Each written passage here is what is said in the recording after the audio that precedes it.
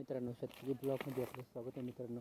तर आपण हे जे आपली बैलची जागा आहे ती आपण सफाई करणार आहोत मित्रांनो. आणि तिथे आपण शेण वगैरे पडलेलं आहे असं तर आपण त्याला घातलं होतं ते मकाचा करवड्याचा आहे ते आपण सफाई करत आहोत मित्रांनो.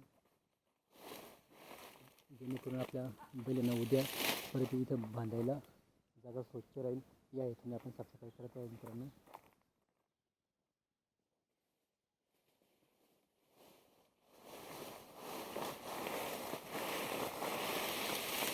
मित्रांनो, अशा पद्धतीने घाण आहे ते आपण साफसफाई करत आहे.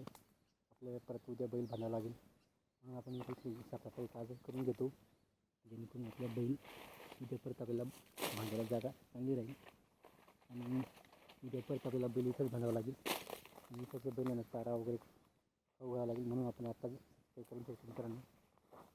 कारण की सकाळी येऊन परत आपण इथंच बैलांना चारा पाणी व इथंच बांधून आपण त्यांना चारा पाणी करणार आहोत म्हणून आपण इथं साफसफाई त्यांच्यासाठी करत आहोत मित्रांनो. आणि अशा पद्धतीने त्यांचं शेण वगैरे हे सगळं आपण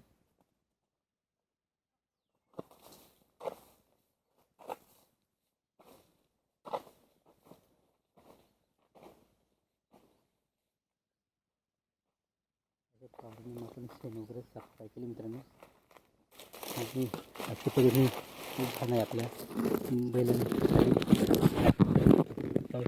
आपण साफसफाई करत आहोत. परत बाकी आणखी परत झाडू मारावं लागेल त्यांना झाडू मारून व्यवस्थित साफसफाई करावं लागेल जेणेकरून आपल्या बैलांना व्यवस्थित बसायला जागा राहील. आणि मग मोठा झाडे पाहू शकतो तुम्ही तर झाडाकडे आपण बैल बांधून देतो सावलीखाली आणि मग त्या चारा तिकडे त्यांच्यासाठी चारा आहे शेण आहे त्यांच्या टाकण्यासाठी पूर्ण व्यवस्था आपण करूनच बैलांची साफसफाई करून बांधतो मित्रांनो. व्हिडिओवरती लाईक शेअर कमेंट करा.